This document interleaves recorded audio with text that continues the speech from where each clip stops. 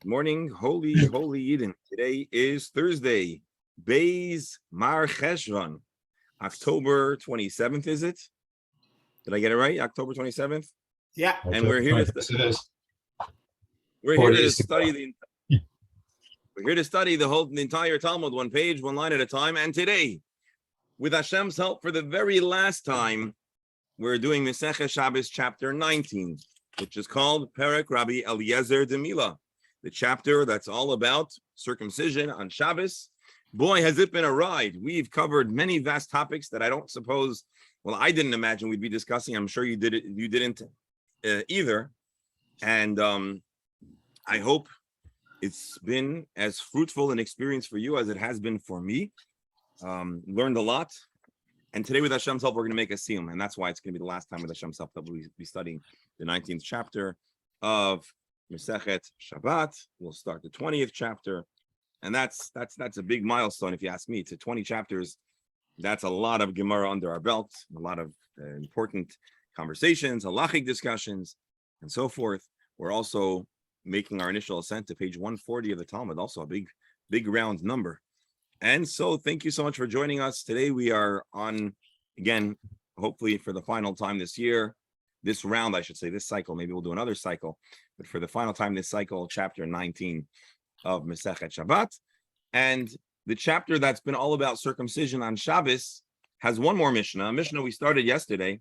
And this Mishnah actually is a little bit more explicitly bris-oriented with less evidence of the Shabbos angle. Although, of course, with a little bit of thought, we will see how it also connects, and it is a direct continuation to the previous discussions. We read it in the close of yesterday's shir. We'll do it really briefly, and here we go. Elohein tzitzin ha'ma'akvnes amilam. You may recall we said on Shabbos, can you touch up a bris for aesthetic purposes or not?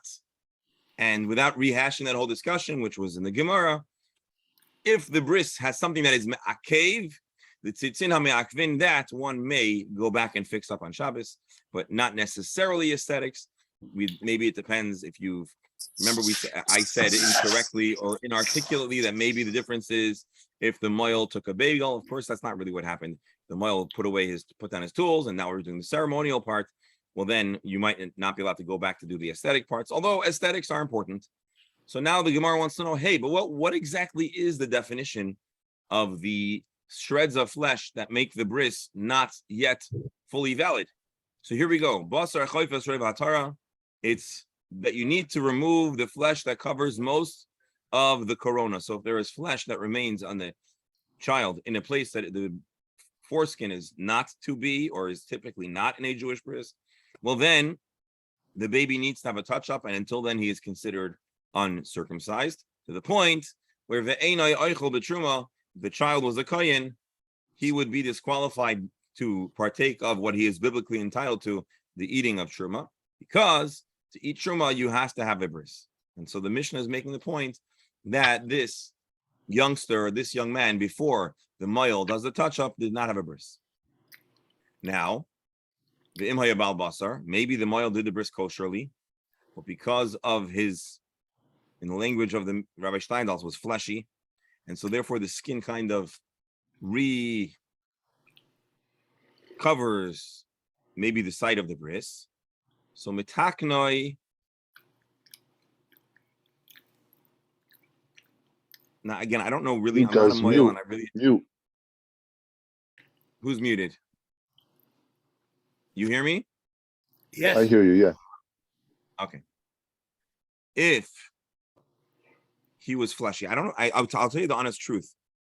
I don't really know what that means. I don't know if it's a body-wide condition or if it's a specific description of the site of the bris.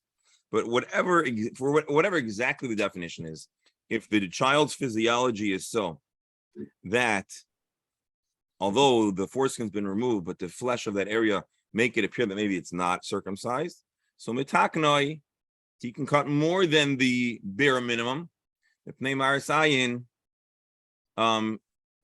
of appearances.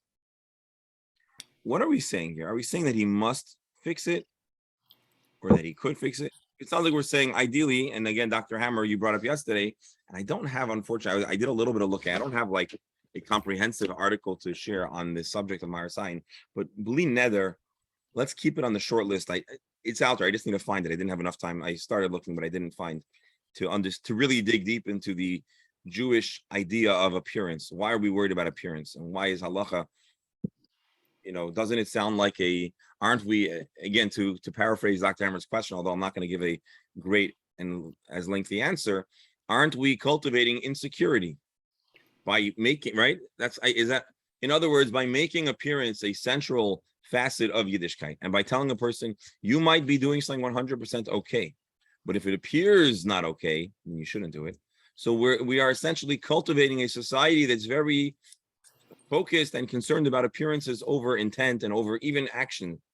Doctor, is that a fair summary? That's fair, but I just want to add something. That the issue is kind of ironic from a Chabad point of view, in that Chabad is well known for its accepting attitude.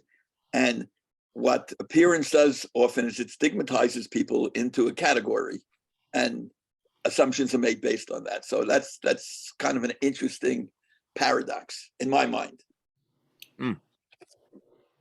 So, I'll agree with you. I think even as a society, as observers, we need to be supremely accepting. As the individual, they may have a Jewish responsibility of not only doing what's right, but also trying to not create a projection or an impression of something that's incorrect. Now, many times when someone does something wrong, it's not because they intend to do something wrong. Maybe they don't know better, or maybe they can't, or maybe they don't have so I think there really has to be a two-directional. There's a chiyuv on the actor, the individual, and then there's a chiyuv on the observer. The observer has to always be done like havschos, to judge the person favorably and assume that it's not as it appears. And even if it is as it appears, we still have to embrace the person and respect them and accept them and love them. And then the individual, he has his own package of responsibilities, which may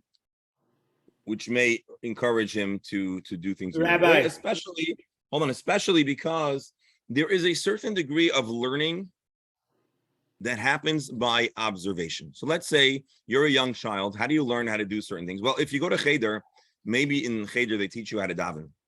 But probably for many children or adults, the way they learn how to daven, for example, is by observing others who are davening, praying around them.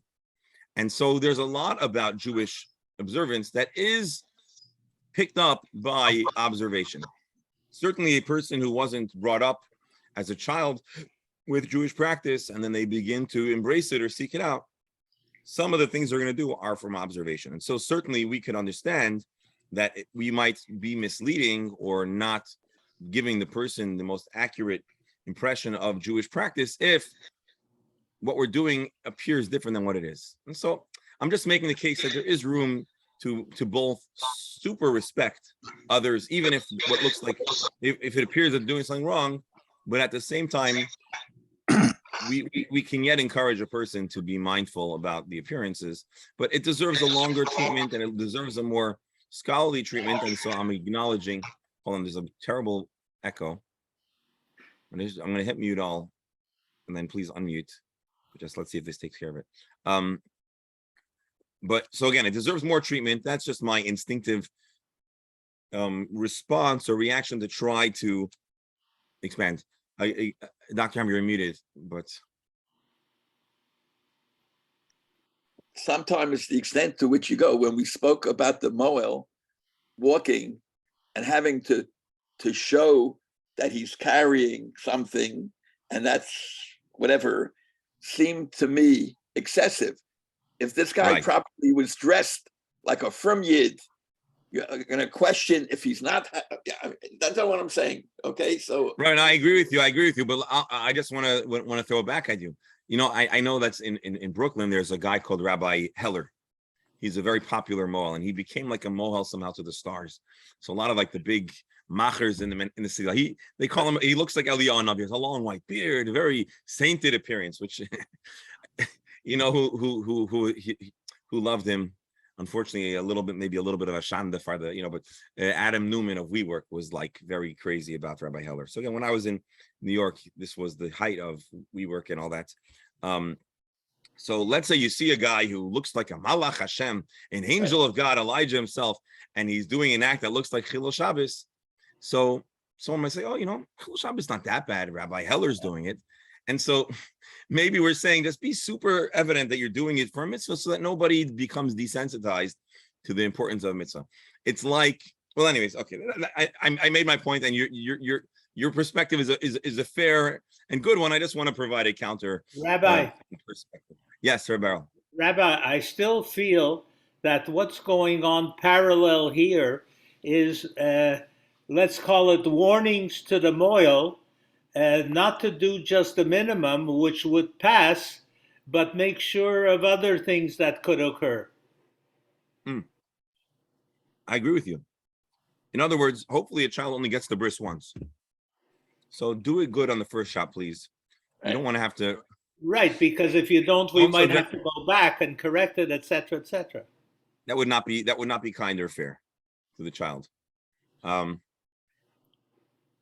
So while we're talking, but let me just clarify what the Mishnah is actually saying. These are all important conversations. The Mishnah really is saying, there are some things that are ma'akev, that actually cause the bris to not be activated, not to be kosher, not to be full, the child is not considered to have a bris. And then there are other things that are only appearances. This you gotta fix, and this you should fix. So just to clarify, that's really what the Mishnah is saying. And then the last stanza of the Mishnah is, there is an even worse scenario, ma'avilay para, where only the foreskin, but not the finer membrane, which needs to be pulled back or cut off. As you may recall, when we had our mohel with us, he described how some mohalim do both in one shot, and sometimes it's in phases. But the bottom line is there are two tissue. There's two types of skin that are removed in the process of circumcision, and to remove the mila, but not to do priya, not to pull down or to cut off. That would be considered as if there is absolutely no circumcision, and that would need to be done. Now, the halachic, the Gemara is not really going to discuss this here in length, but the halachists say that this is actually of importance, because if you only did mila and not priya, if the baby is not considered to have had a bris, well, then you know what happens if you do that on Shabbos? You just do the mila. Well, you've caused the baby to bleed. You've cut skin, which is a prohibition. You've made a chavura, but you didn't do a mitzvah. And so the different halachic works say, be very careful. You may recall that when we were reading through the Shulchan Aruch, there is a possibility, although I don't advise it, where you could have more than one person involved in doing the bris. One could do the first step and another could do the second step. But on Shabbos, one moil should do the whole thing, because otherwise the first moil who draws blood but doesn't actually give the baby a kosher bris could be on the hook for Chilul Shabbos. Now, I do want to show you, Tosfos asks a very interesting question. This doesn't need to be mentioned. We already talked about foreskin that's just a little bit too high, that doesn't come low enough. And even that's a problem. Of course, if you entirely didn't remove the thin membrane, of course that's a problem. So Tosfos asked an interesting question, meaning this should not need to be said. But my explanation that I gave before may be a possible answer. It's true that we would infer that this is not a good bris, but the language of Kilul Mol reminds us of how mindful the moil should be on Shabbos before doing a bris in such a manner. And this is paskin in Shulchan Aruch because it's the most basic part of bris, that you have to do mila and priya. Now, just for a moment, the history of bris is as follows. Avram Avinu was commanded to do a bris at approximately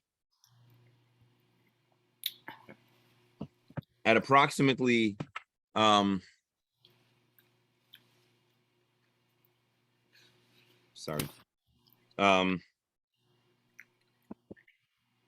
just lost my train of thought. Avram Avinu was commanded at a very advanced age of 99 to have a bris. He does so.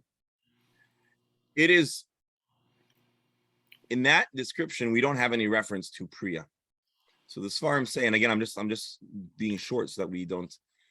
Basically, Avram just had to remove the foreskin, but when the Torah gave the mitzvah of Mila, there we understand, or there we learn that you also have to do Priya as well.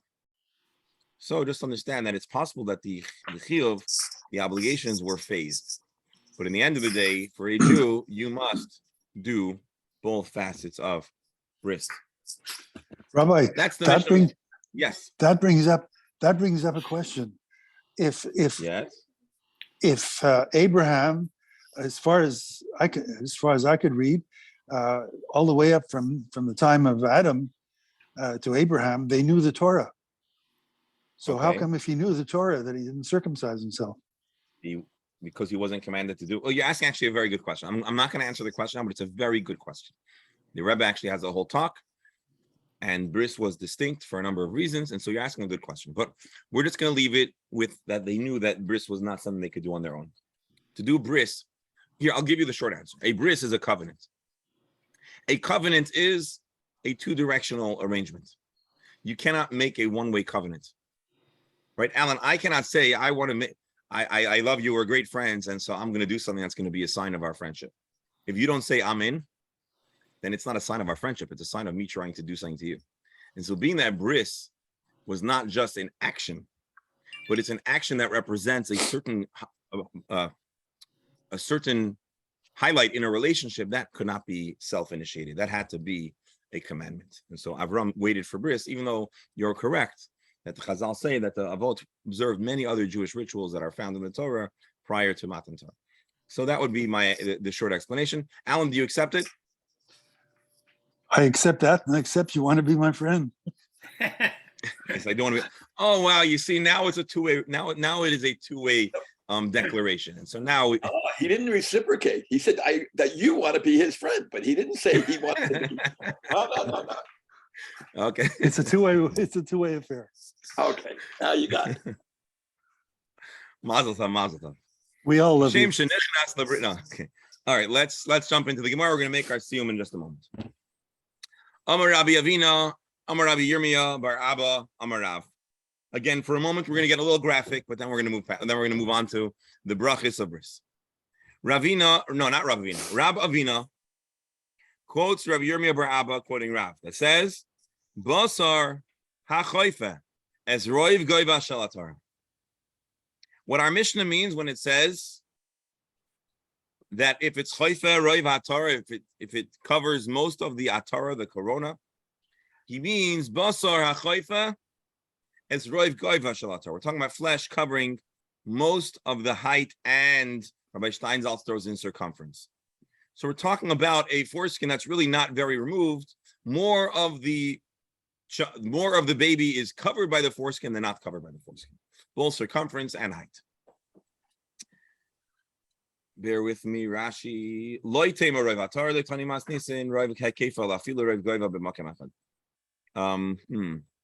Maybe Rashi and Rabbi Steinsaltz disagree over here.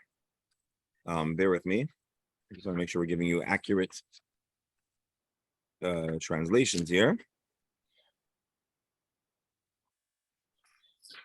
That's a good word for a moil, circumciser.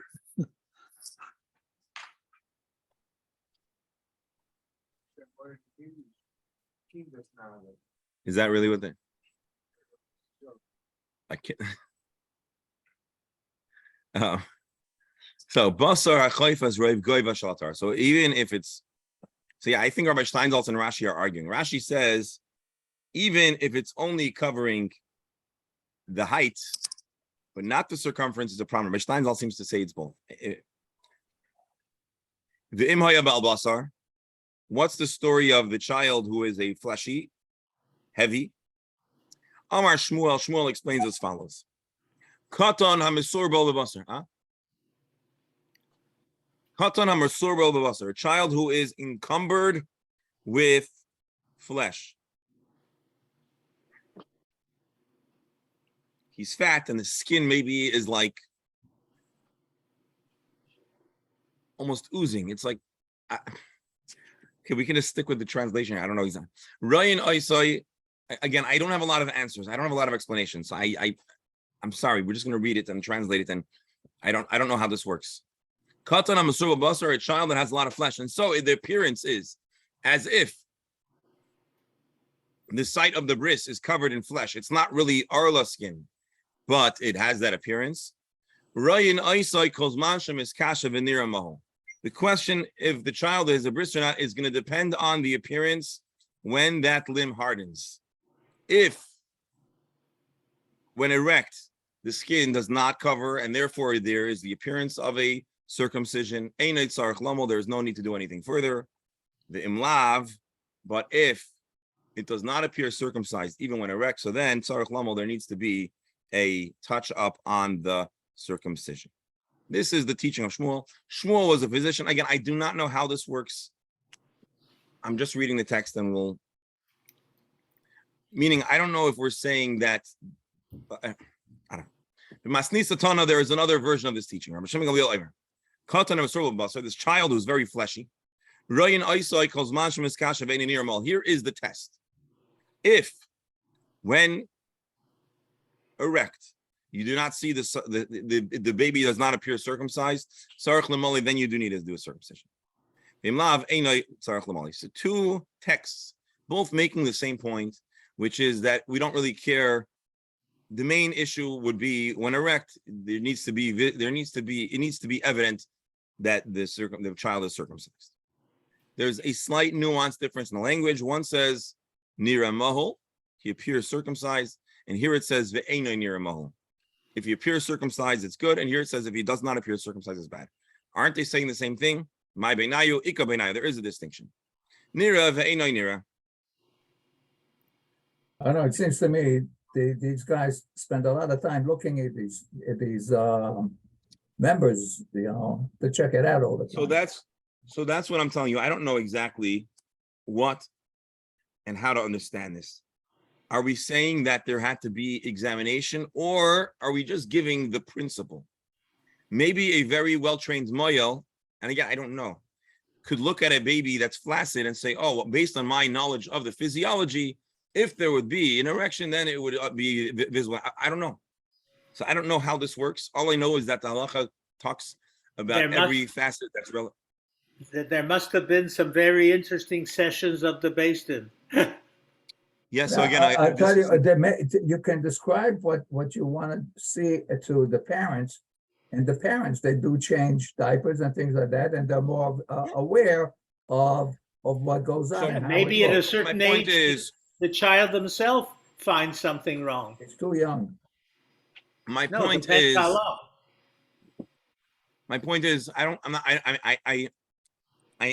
it's what's clear to me is there is not like an inspection, but we do need to know the parameters. So this is the parameters.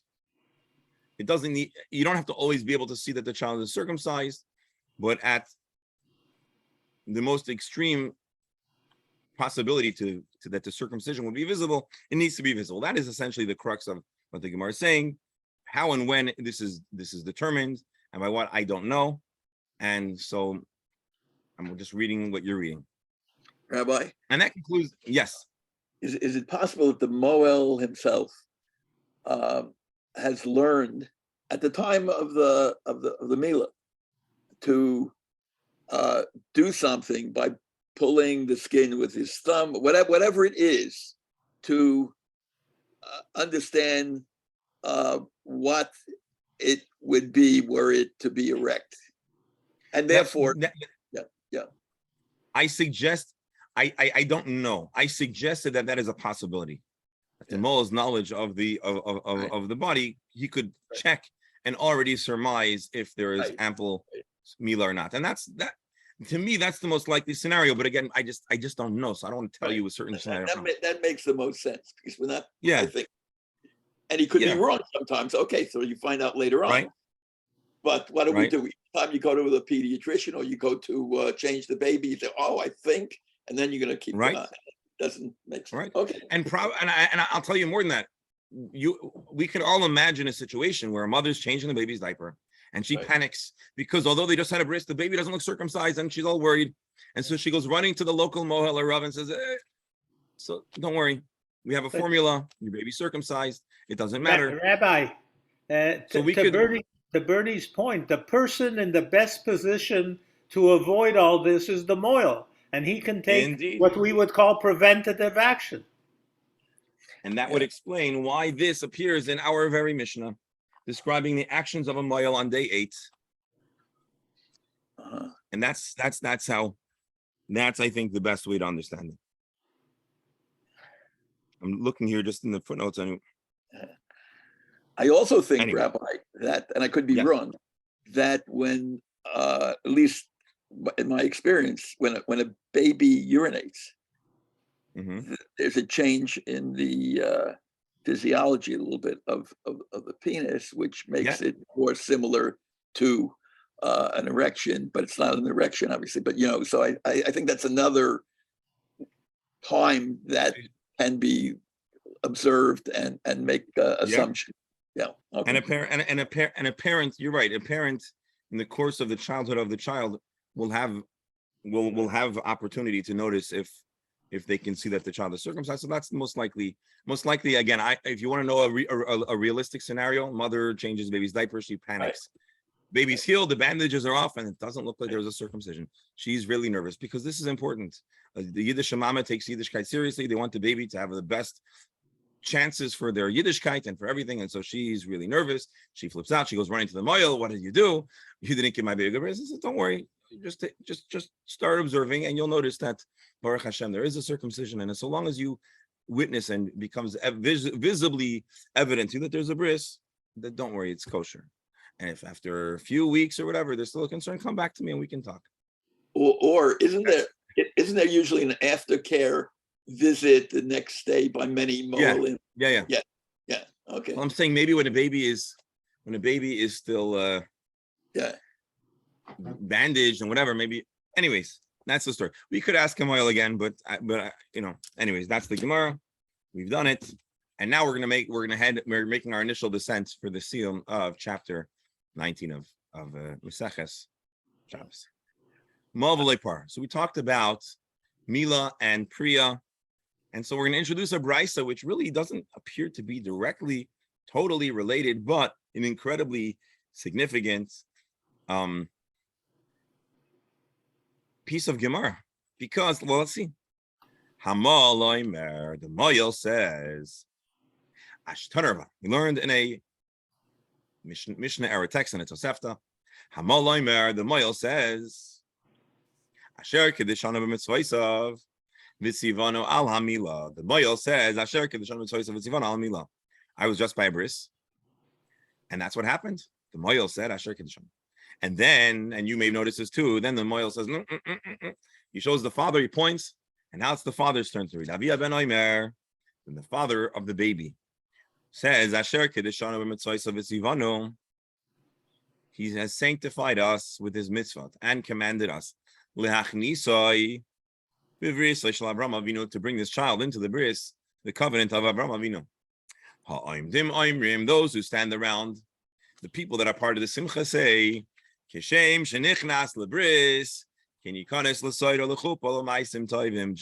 this child has experienced his bris, he's gone into the covenant of Avram. Similarly, he should be brought to Torah, chuppah, and to good deeds. This is, so if you're ever wondering why and how do we know what to say by a bris, well, one of the places you might point to is Masechet Shabbat, chapter 19, 137b, Kuf, Lamed, Zayin, Amud Beis. So do we say Ken Yikanes or Kach Yikanes? Yeah. It's the same thing as a Geshem or a Gashem. So there are a number of variants, minor variants in the Nusach, but the general bracha is identical. There's another question. Anybody here, when they're by a bris in their shul, there's this reciting of Shehechiyanu by the bris? And if not, why not? Surely this is a big, special milestone. It's been Could it because it's within the 30 days and they're not sure? Mark is a very good. The Shechayanu should be said by the baby, and he's not capable. And let me ask you a question, Mark. Rebero. Imagine the baby could speak. You think he's going to be in the mood of saying a Shechayanu? For sure, the baby should be able to say it. He survived the 8 days that we need him to be viable, etc. He has a reason to say it. He has to also say Baruch Pri Hagafen before that. So here are a few thoughts. L'maisa, Ashkenazim don't say Shechianu. I believe Sephardim do say Shechianu, or at least certain Sephardim. The Rambam, if I'm not mistaken, paskins that you say a Shechianu. So those who follow the psak of the Rambam say Shechianu, others don't. I think the Moel, when he came on, he actually mentioned it. I'm not certain, but I think so. But some proposed reasons why not to make a Shechianu. Mark says maybe the baby is not fully viable. We're not confident until the baby's 30 days old. We're still anxious. Reb Beryl says the baby should say it. The baby can't say it. And maybe the baby's in pain, so we restrain some of our bracha. Maybe the Shechianu should be made upon birth. But another point. But anyways, here is the Tosefta describing the brachas that are made. We're not done yet. Here's Taisus, Rinshmal Garis, Avi Ben, Bereisha, Hadar Hamo.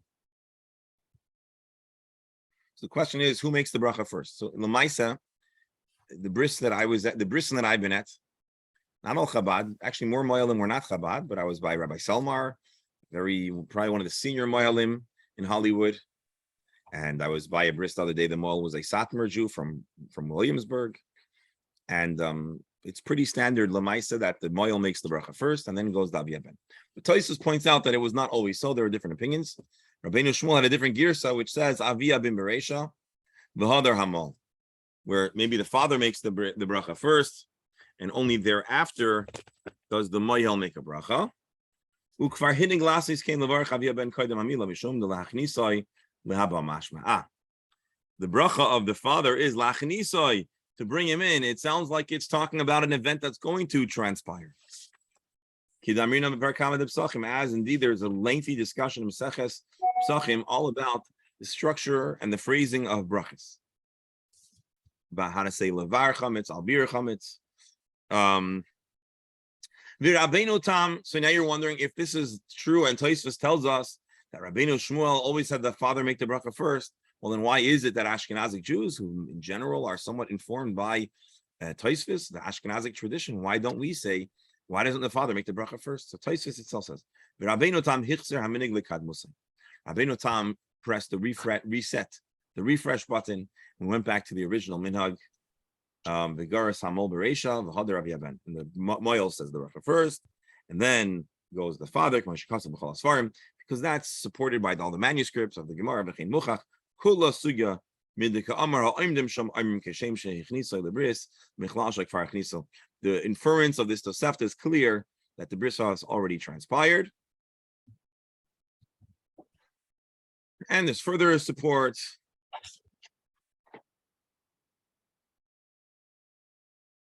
Etc., etc. Okay. So there you have it. A little bit of history, the evolution of the bracha of Lachnisa Yibrisa Shel Avraham Avinu.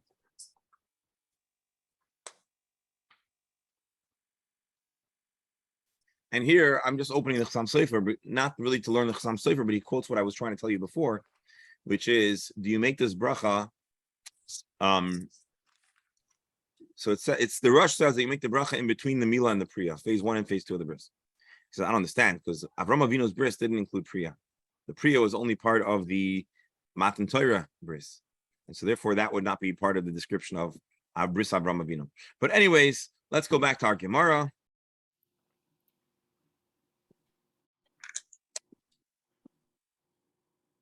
Let's go back to the Gemara to make our siyum. There's another person that makes a bracha who says like this: Asher Kiddush, he did me better, who made the beloved one holy from the womb. And he made a mark in their descendants. He placed a mark in descendants. It says Sav. Well, actually, I think I'm translating wrong. Who made the beloved one holy from womb, marked the decree in his flesh. Chasam bris ois brit. It said some chasam in his descendants. He signed ois bris kodesh with the holy sign of the bris. Al kain therefore b'schar zois kilchai chelkenu sureno. Therefore, as a reward for this, kilchai, the living God, our rock. Tziva, Dr. Stamler. When there's a bris in your shul, do they say tsureno? Chelkenu tsureno? Don't remember. I believe we say tsureno. I haven't Tziva, been that close. I haven't been in a bris. Actually, David's bris was not too long ago, but I don't. Right, that's why I was asking. Yeah. Tziva lahatzil yedidos she'ereinu mishachas. He therefore commanded to deliver the beloved of our flesh from destruction. Milam brisoi, for the sake of the bris, asher sam b'bsarenu, for the sake of the bris that Hashem placed in our flesh. Baruch atah Hashem, blessed are you Hashem, kaires habris. Let's go read Rashi because there's a lot of significance to this bracha. Asher kiddush yidid mi bet, and who are we talking about? Who is the holy from the womb? Yitzchak kari yidid, al shem asher ahavt. So this thing that we say, asher kiddush yidid mi betan, we're first describing Yitzchak Avinu mi betan. Yitzchak is the first Jew who was born into a world where Jews did circumcision. The koidem shenoiled niskadesh lemitzvazu. Even before Yitzchak was born, he was already sanctified. He was already destined to be sanctified by the bris.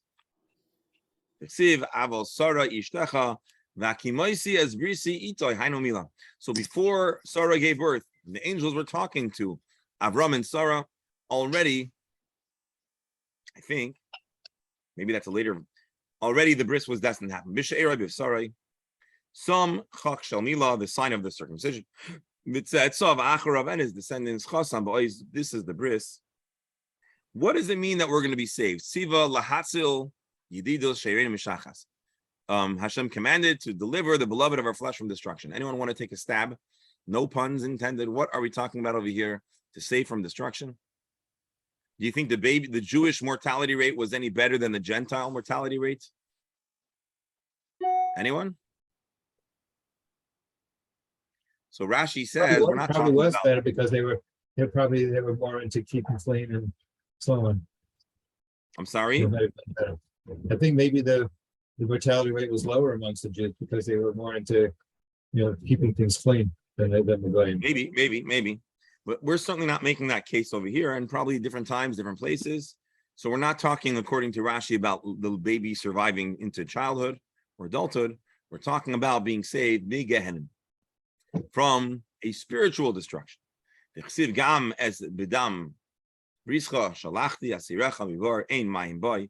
In Zechariah, there's a reference to the protection of dam brischa, and so we're describing a spiritual protection. Now the Gemara is in a quote Tosefta, which makes an interesting point. Oh, let's look at Tosefos first. Rashi By the says, way, "Who I'm is thinking, Yidid?" I in my mind, I see a correlation, not necessarily, with the word Surenu, to Even Atzur, that we use for the breast. So I see a double play on words there. Interesting. Yeah, that's very interesting. To Rabbi, consider. Yes. If a child is born circumcised, which has happened, like we know it's happened many times, Right. Is there anything we do? We'd probably do a little prick, draw some blood. We would probe, if you really recall, to make sure that there's actually no latent, hidden, pull down foreskin, and then we give the baby a name, and we do the whole prayer. But it's considered a good thing. It's considered a wonderful thing for a baby to be born already. Sure. Well. And the baby avoids a traumatic medical procedure at 8 days old. Well, at least the brunt of it. Tosfos disagrees with Rashi. We said, who is this child that was sanctified from birth? Rashi says it's Yitzchak. Rabbeinu Tam says, Rabbeinu Tam, Shehu Avram Avinu Shenekra Yidid. It is Abraham who's called a dear friend. Shenemar Mali Didai Bevesi. In Jeremiah, it says, what is this friend in my house?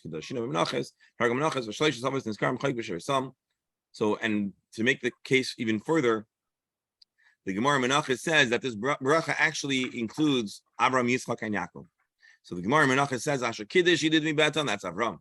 Chayk B'Sheirei Sam, this is Yitzchak. Tzav Chasam, that's Avram, that's Yaakov. And so based on the Gemara Menachos, this can't be talking about Yitzchak, and therefore Tosfos disagrees with Rashi. Not the first time Tosfos and Rashi have disagreed, and it adds rich texture and gives us food for thought. B'shloishes avos niskarim, 3 avos are mentioned. Chayk b'sher sam hu Yitzchak. Tzav chasam v'is b'skaydesh hu Yaakov.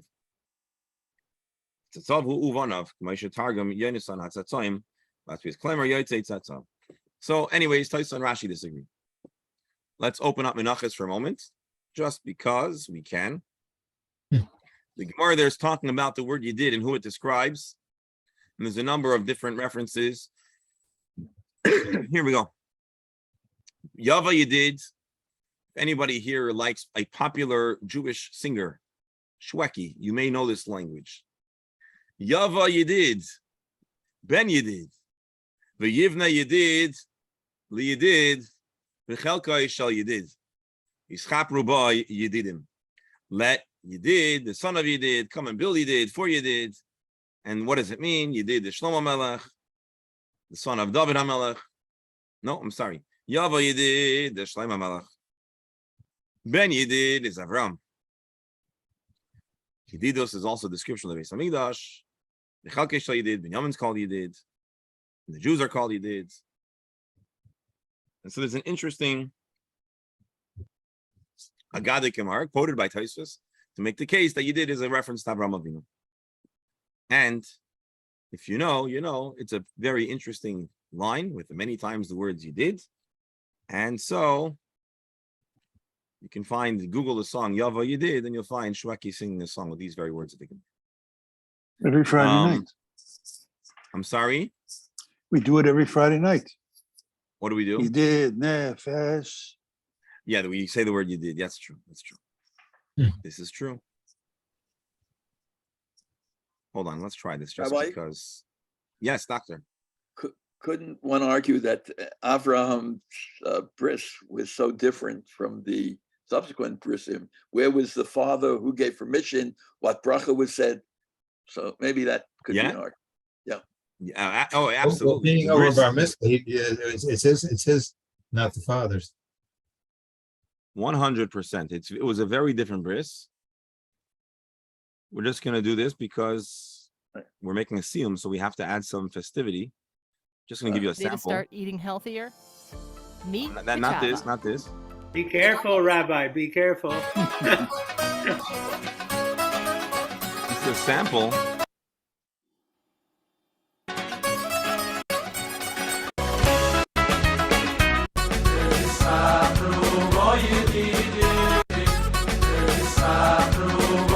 Anyway, Jewish song.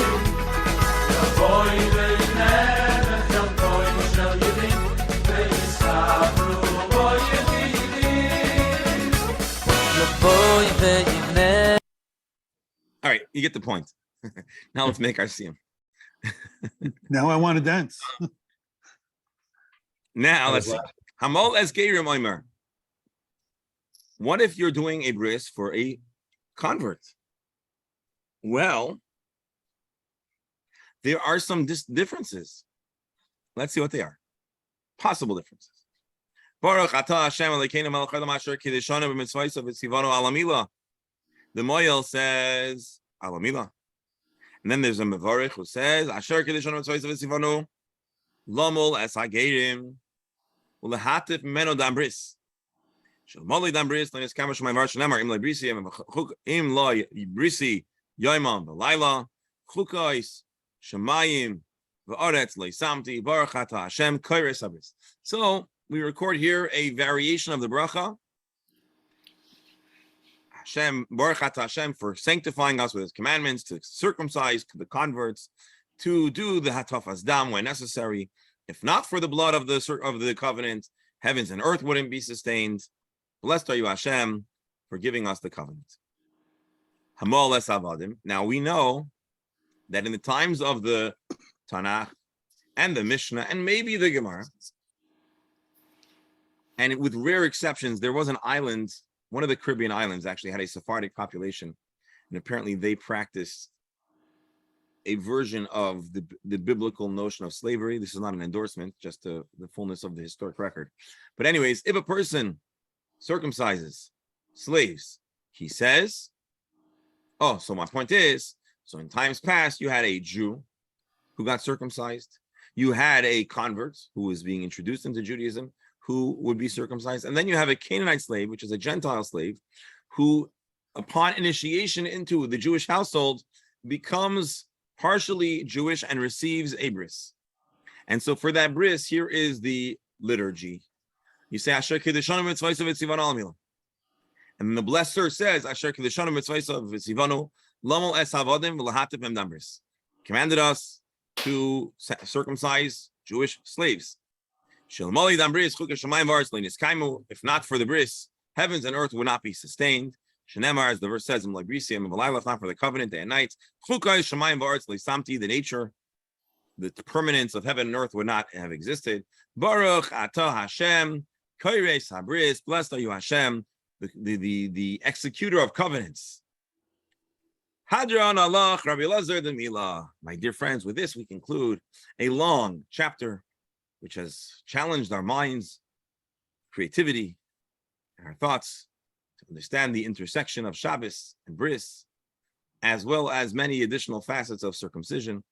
A very interesting, thought-provoking, and distinct subject. My dear friends, l'chaim, l'chaim, what a special milestone. A yasher koyach to everyone here whose devotion through sleet and snow and rain and holidays and scheduling conflicts, through it all, you all come here day in and day out. And Hashem should give vast brachas of health and happiness and koyach and wisdom to continue our journey through the Talmud. My dear friends, thank you so much. Here is a coffee, l'chaim. Please choose a beverage of your choice. L'chaim. L'chaim, you said in the beginning, Rabbi, that now this Gemara will be under our belt. But I want to add, it will also be above our neck in our memory bank forever. L'chaim. Indeed, Rabbi, indeed.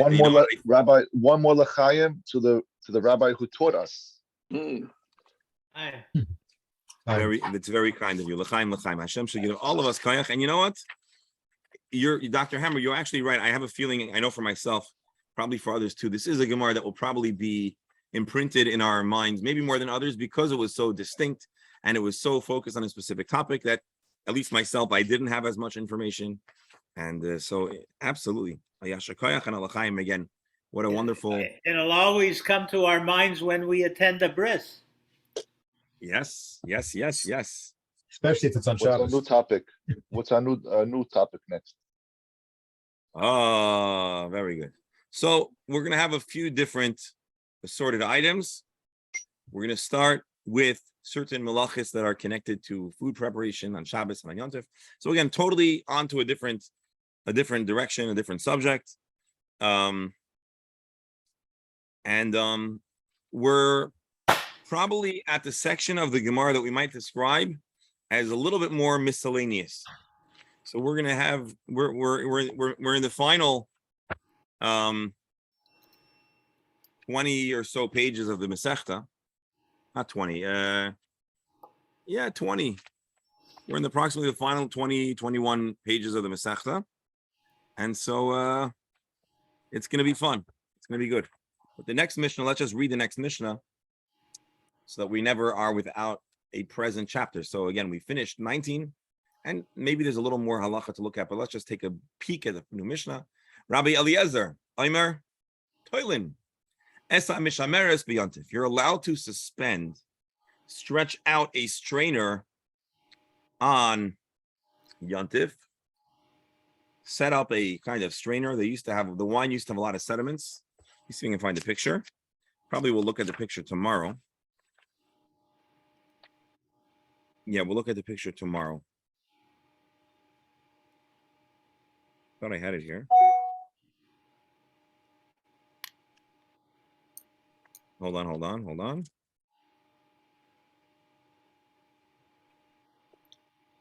Yeah, we'll put the picture up. But basically, they used to have a strainer that would strain out either grapes or the sediment of wine. If it's already set up, you can place wine into a strainer on Shabbos. So Rabbi Elazar is more lenient. He allows it. The Chachamim do not. And tomorrow we'll revisit this. What I wanted to do now, just really briefly, is to take a peek into the halachic sources on the matter of the bracha of the bris. So let us take a fast peek. Again, it's not going to be anything very surprising. Seder birchas hamila v'din mila. So the Shulchan Aruch is going to record brachas. It's going to be very familiar. We just read it. Hamol mevarich. The moil says Asher Kedishano the mitzvaysa v'tzivana alamila. Ba'avia ben mevarich. The father makes the bracha. Bein chatichas arla after the initial cut, lepriya and the pulling down of the fine membrane. He says Asher Kedishano b'mitzvaysa v'tzivana lachnisai v'vrisai shel Avram Avinu. You make the bracha in the midst during the act of the circumcision. And if The Rama asks a very. And if the father is the one that makes the actual milah, then he says both brachas, I'm assuming. I believe so. That's a good question. But let's see another related question. What if the father is not there? If for a variety of reasons, the father might not be there. Maybe the father has passed, or maybe the father is away, or maybe there's a million scenarios. There is an opinion that says that someone else should make the bracha. That would be the father's bracha. Because in the absence of the father, there is a communal responsibility to provide a bris to a baby where the parents want and the father is not there. The minhag is that the one who is holding on to the baby, I think we might call this a sandik. They would make that bracha in the absence of the father. Similarly, what if the father is unable to make a bracha? He doesn't know how to make a bracha. When the father and the moyel make these brachas, they must be in the standing position. If it is the sandik making the bracha, we let him stay seated. Additionally,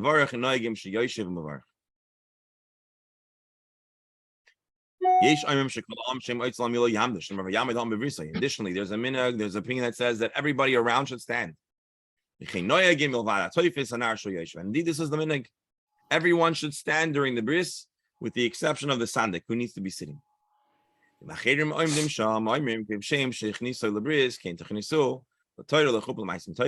And those around, indeed, declare in response, and